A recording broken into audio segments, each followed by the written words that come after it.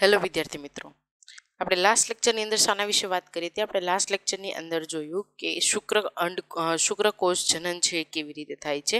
પછી સેકન્ડ વાત કરી અંડકોષ જનન છે એ કેવી રીતે થાય છે. એમાં બે પાર્ટ હતા કે ગુણન તબક્કો અને વૃદ્ધિ તબક્કો આપણે ભણી ગયા હતા અને બાકી હતું પરિપક્વન તબક્કો. હવે ગુણન તબક્કો અને વૃદ્ધિ તબક્કાની અંદર શું? ગુણન તબક્કો કે અંડકોષ જનન છે એ થવા માટે એ ઉત્તેજિત થાય છે, એટલે કે અંડકોષ જનન છે એ થવા માટે તૈયાર થાય છે. વૃદ્ધિ તબક્કો જે પૂર્વ કોષ હોય છે, પૂર્વ અંડકોષ હોય છે, એનું કદ છે એ વધે છે. હવે આપણે વાત કરીએ પરિપક્વન તબક્કા વિશે. ઓકે, તો પરિપક્વન તબક્કો કોને કહેવાય? પરિપક્વન તબક્કો, તો પરિપક્વન તબક્કાને એ પરિપક્વન વિભાજન અને અર્ધીકરણની સાથે થાય છે. આ તબક્કાનું કાર્ય વિભાજન થતું હોય ત્યારે અને અર્ધીકરણ થતું હોય ત્યારે આ બેઉની અંદર જોવા મળશે. અહીંયા સુધી ક્લિયર? વિભાજન થતું હોય ત્યારે પણ જોવા મળશે, અર્ધીકરણ થતું હોય ત્યારે પણ જોવા મળશે. પણ ખાસ યાદ રાખજો, આનું જે વિભાજન છે શુક્રકોષ જનન વિભાજન કરતાં કેવું છે? થોડુંક અલગ છે. કેમ કે અહીં જે પૂર્વ અંડકોષનું જે પ્રથમ વિભાજન થાય છે ત્યારે એક મોટા અને એક નાના અસમાન કદના પૂર્વ અંડકોષનું સર્જન થાય છે. તો સિમ્પલ લખું કે અહીં જે જોવા મળતું જે શુક્રકોષ જનનનું જે વિભાજન છે કરતા અલગ છે, અલગ જોવા મળે છે. શેમાં? અંડકોષ જનનમાં. ક્લિયર? શુક્રકોષ જનનનું વિભાજન કરતા અલગ જોવા મળે છે. શેમાં? અંડકોષ જનનની અંદર. અહીંયા સુધી ક્લિયર બધાને? કેમ અલગ જોવા મળે છે? એમાં શું હતું કે જે પૂર્વ શુક્રકોષ હતો એ બે એક સરખા કદના શુક્રકોષો છે એનું નિર્માણ કરતા હતા. પણ અહીં શું થાય છે? બે અસમાન કદના પૂર્વ અંડકોષનું નિર્માણ થાય છે. બે અસમાન કદના પૂર્વ અંડકોષનું નિર્માણ છે એ થાય છે. ક્લિયર? બે અસમાન કદના પૂર્વ અંડકોષનું નિર્માણ આપણને જોવા મળે છે. એટલે કે પ્રથમ અર્ધીકરણ થાય ને ત્યારે પ્રાથમિક પૂર્વ અંડકોષમાં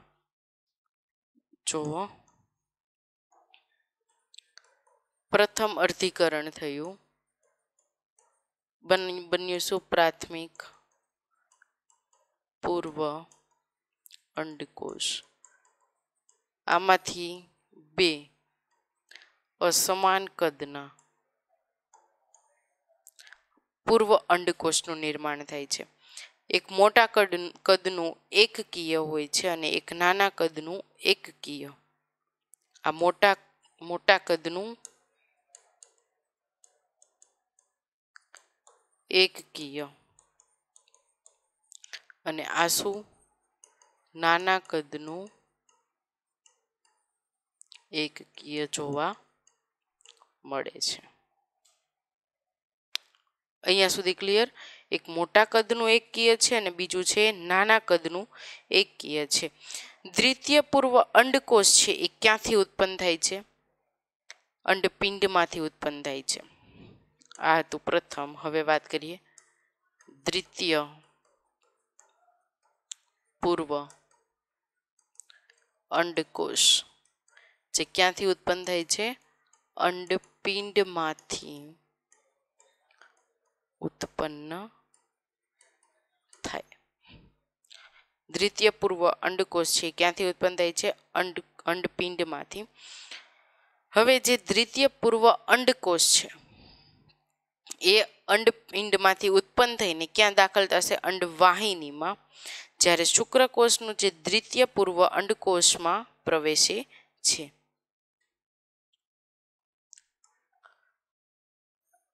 આ ક્યાં દાખલ થશે? અંડ વાહિનીમાં.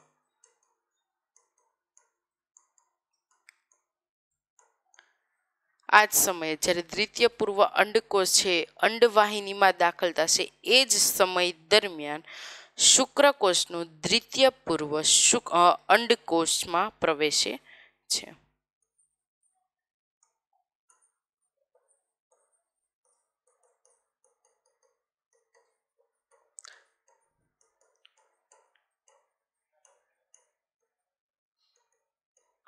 અંડકોષમાં પ્રવેશે છે. હવે અહીંયા અંડવાહિનીમાં દાખલ થઈ ગયું શુક્રકોષનું દ્વિતીય પૂર્વ છે એ અંડકોષમાં પ્રવેશે છે અને આ સમય દરમિયાન અસમાન અર્ધીકરણ જોવા મળશે. સમજો, આ સમય દરમિયાન શું જોવા મળે છે? અસમાન અર્ધીકરણ જોવા મળે છે. એક દ્વિતીય ધ્રુવકાય ઉત્પન્ન કરે છે અને બીજું છે એ એક અંડકોષ છે એ ઉત્પન્ન કરશે. જ્યારે અસમાન અર્ધીકરણ જોવા મળશે ત્યારે એક દ્વિતીયક ધ્રુવકાય ઉત્પન્ન કરશે અને એક છે એ અંડકોષ ઉત્પન્ન કરે. એક ધ્રુવકાય ઉત્પન્ન કરે છે અને એક અંડકોષ ઉત્પન્ન કરે છે. હવે આજે આ આપણા માટે પ્રથમ ધ્રુવકાય થયો. તો આ બે એક સરખા ધ્રુવકાય સમાન ધ્રુવકાય સર્જશે.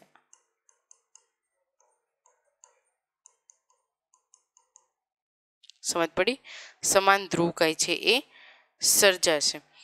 તેમ છતાં જો શુક્રકોષ છે એ દ્વિતીય પૂર્વ અંડકોષની અંદર નહીં પ્રવેશે તો અંડકોષનું નિર્માણ માટે જે અર્ધીકરણ છે એ પૂર્ણ થતા પહેલા તેનું અધઃપતન થઈ જશે. એટલે અહીં વાત કરીએ, અહીંયા જો દ્વિતીય પૂર્વ શુક્રકોષ અંડકોષમાં નહીં પ્રવેશે તો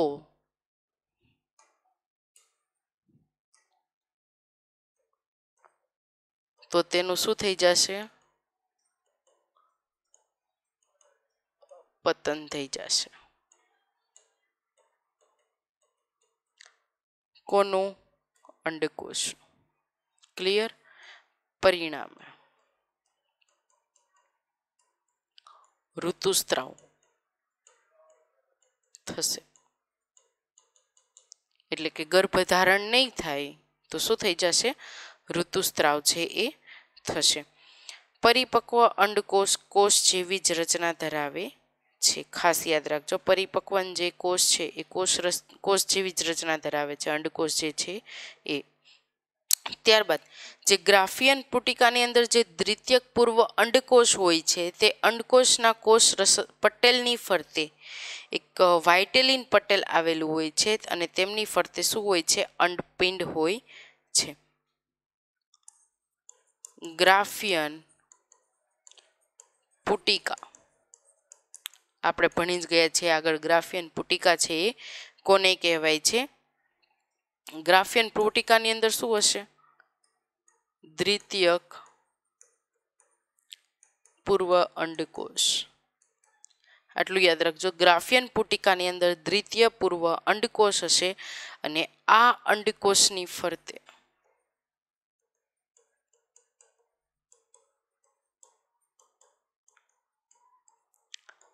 વાઇટેલિન નું કવચ આવેલું હશે, એક લેયર આખું બનેલું હશે અંડકોષની ફરતે અને તેની ફરતે શું જોવા મળશે? અંડપંડ જોવા મળશે.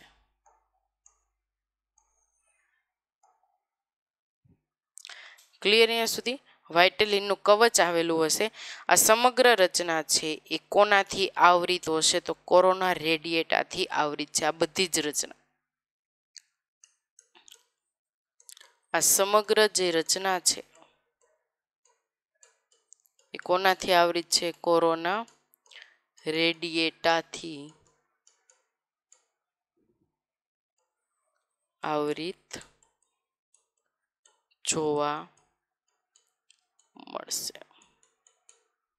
સમજ પડી? આ આખી જે રચના છે, વાઇટેલિનનું કવચ છે, અંડકોષ આવેલા છે, આ બધી રચનાની આજુબાજુ શું હશે? કોરોના રેડિયેટા. હવે આનું કામ શું છે? તે પુટકીય કોષોનું છે એ નિર્માણ કરે છે અને એનું કાર્ય છે કોષને પ્રોટીન પૂરું પાડવાનું. જે પુટકીય ગ્રાફિયન પુટિકા છે એ પુટકીય કોષનું નિર્માણ કરે છે અને બીજું કાર્ય કોષને પ્રોટીન પૂરું પાડવાનું છે. ઓકે, ત્યારબાદ જોઈએ કે કોરોના રેડિયેટાથી જે આવરિત આખો અંડકોષ છે એની ઉપર શું આવેલું છે? પુટકીય કોષોનું આવરણ આવેલું છે અને જેને શું કહે છે? પુટકીય અધિચ્છદ. એટલે કોરોના રેડિયેટા પર શેનું આવરણ? પુટકીય કોષો, જેને શું કહેવામાં આવે છે? પુટકીય અધિચ્છદ કોષો.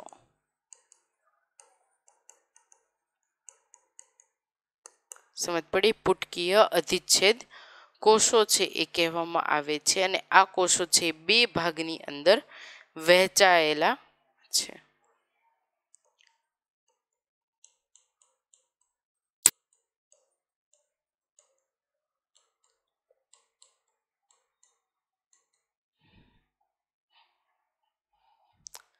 એક પાર્ટ થીકા એક્સટર્ના. શું કહેવાય છે એને? થીકા એક્સટર્ના. થીકા એક્સટર્ના એટલે તમારે સિમ્પલ બાહ્ય આવરણ છે, એક્ઝિટ એમ યાદ રાખવાનું છે. બીજું છે થીકા ઇન્ટરના.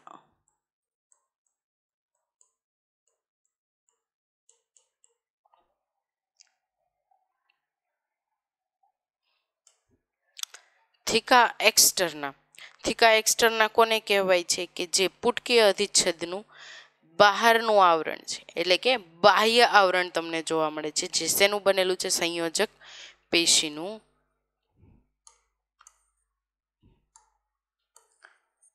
પુટકીય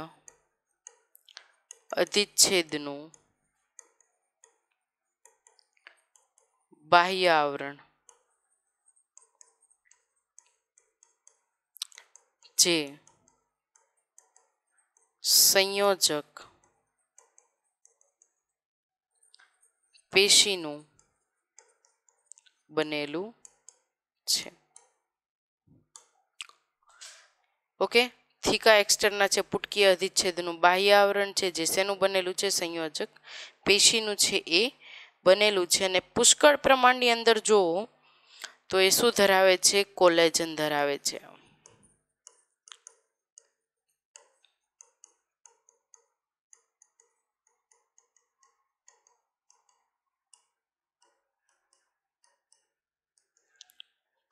પુષ્કળ પ્રમાણની અંદર શું ધરાવશે? એ કોલેજન ધરાવે છે. પણ તેની સિવાય આની અંદર લ્યુટિનાઇઝિંગ હોર્મોનનું જો પ્રમાણ વધી જાય તો પ્રોજેસ્ટેરોન અને પ્રોસ્ટાગ્લેન્ડિન છે એનો પણ સ્ત્રાવ થાય છે. ક્યારે પણ? ખાસ કઈ પ્રક્રિયામાં? અંડકોષ જનન દરમિયાન. અંડકોષ જનન દરમિયાન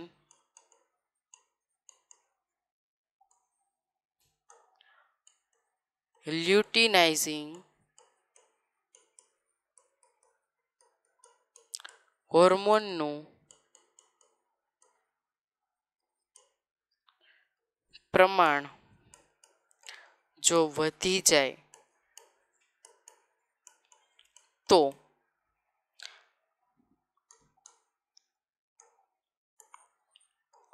પ્રોજેસ્ટેરોન એક પ્રકારનો હોર્મોન છે. તમારે હમણાં ડિટેલની અંદર થોડું ભણવાનું આવશે. પ્રોજેસ્ટેરોન અને પ્રોસ્ટાગ્લેન્ડિન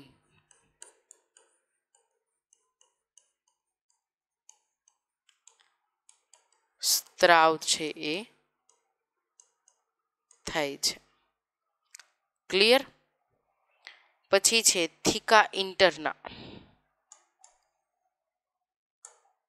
બીજો લઈએ આપણે થીકા ઇન્ટરના. કોને કહેવાય થીકા ઇન્ટરના? સ્ટેનિડાયોનનો એ સ્ત્રાવ કરે છે અને ઇસ્ટ્રોજન છે એ ઉત્પન્ન કરે છે. અંદરનું પડ આવશે એમાં એન્ડોસ્ટ્રેનિડાયોનનો સ્ત્રાવ કરે છે.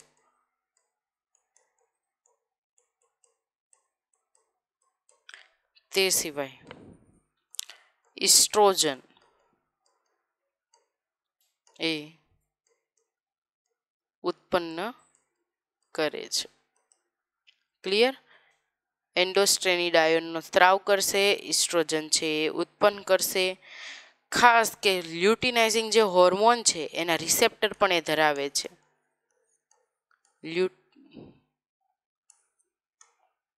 લ્યુટિનાઇઝિંગ હોર્મોન્સના રિસેપ્ટર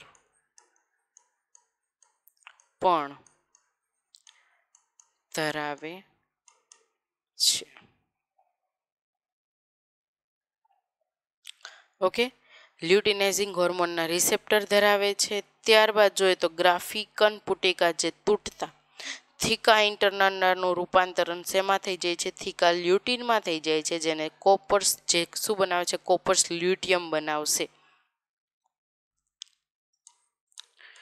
ગ્રાફિયન પુટિકા છે એ તૂટશે ત્યારે થીકા ઇન્ટરનાનું રૂપાંતર શેમાં થઈ જશે? થીકા લ્યુટિનામાં, જે શું બનાવશે? કોપર્સ લ્યુટિયમ. ક્લિયર? હવે કેવી રીતે આખું પ્રોસેસ છે આપણે કાંઈ સમજવાની નથી. પ્રોસેસ તમારે આવી જ રીતે યાદ રાખવાની છે. તો પણ હું તમને એક સિમ્પલ ફોર્મની અંદર જે આખું અંડકોષ જનન છે એ કહી દઉં. જો પહેલા 2n હતું, પછી 2n સમવિભાજન થાય છે, રાઈટ? એને આપણે માતૃકોષ જે પ્રાથમિક અંડકોષ છે એ ગુણન તબક્કો. હવે 2n માંથી પાછું સમવિભાજન થઈને શું બનાવે છે? 2n. અહીંયા સુધી એકદમ સિમ્પલ છે. આ બધું ક્યાં આવશે? ગુણન તબક્કામાં.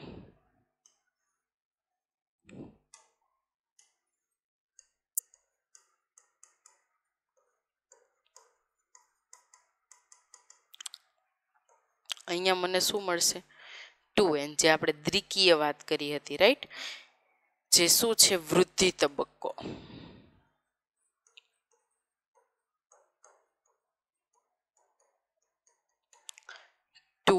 n આ એક મોટું બન્યું.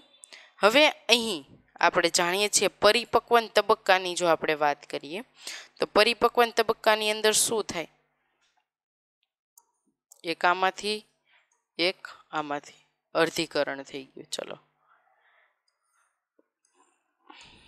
એક મોટું એક નાનું, અને આમાંથી એક પછી આગળ જતા આમાંથી બે સમાન બને છે, અને આ કેવા છે? અસમાન. સમજ પડી કે નહીં? n છે, પછી એવી રીતે અસમાન અંડકોષ. આ શું બન્યો? અંડકોષ. બધા n જ છે. ક્લિયર અહીંયા સુધી? આવી જ રીતે આખી પ્રોસેસ છે તમારે યાદ રાખવાની છે. પ્રથમ ધ્રુવકાય છે, પછી એનું અર્ધીકરણ થાય છે અને શું બને છે? દ્વિતીય ધ્રુવકાય છે એ બનશે. ક્લિયર અહીંયા સુધીની? ફરીથી જોઈ લઈએ આખી પ્રોસેસ. ગુણન તબક્કો, વૃદ્ધિ તબક્કો, પરિપક્વન છે તબક્કો 3 પાર્ટની અંદર ડિવાઈડ થયેલું છે.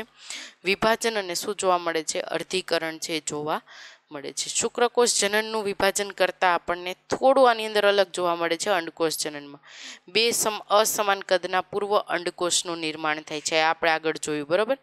પ્રથમ અર્ધીકરણ થાય ત્યારે પ્રાથમિક પૂર્વ અંડકોષ હોય છે એ મોટા કદનું એકકીય અને નાના કદનું એવી રીતે એકકીય બનાવે છે. પછી દ્વિતીય પૂર્વ અંડકોષ છે અંડપિંડમાંથી એ ઉત્પન્ન થાય છે અને ક્યાં દાખલ થાય છે? અંડવાહિનીમાં. શુક્રકોષનું દ્વિતીય પૂર્વ અંડકોષમાં પ્રવેશે છે અને અસમાન અર્ધીકરણ જોવા મળે છે.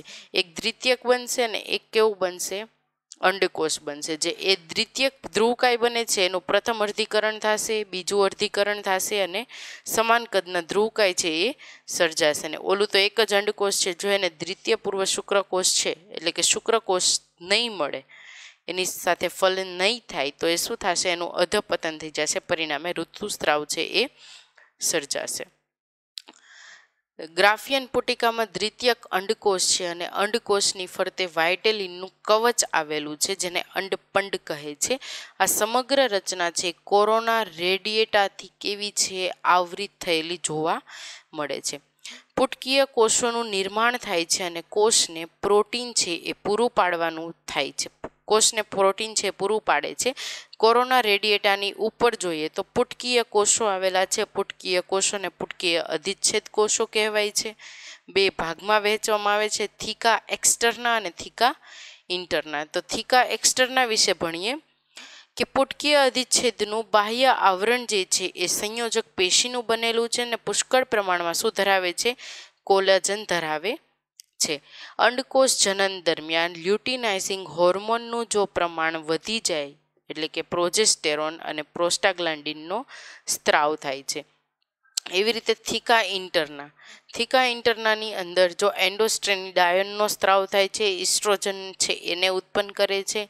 લ્યુટિનાઇઝિંગ હોર્મોનના જે રિસેપ્ટર છે એ પણ ધરાવે છે અને ગ્રાફિયન પુટિકા છે એ તૂટે છે ત્યારે થીકા ઇન્ટરનામાંથી શું બને? થીકા લ્યુટિના અને લ્યુટિનામાંથી શું બનશે? કોપર્સ લ્યુટિનિયમ. આ મેં તમને સિમ્પલ એક ફોર્મેશન કીધું કે આવી રીતે તમારે યાદ રાખવાનું છે. એક અસમાન અને એક સમાન કદના જે ધ્રુવકાય છે એ સર્જાય છે અને એક અંડકોષ છે એ સર્જાય છે. હવે નેક્સ્ટ લેક્ચરમાં બાકીનો પોર્શન છે એના વિશે અભ્યાસ કરીશું. Thank you.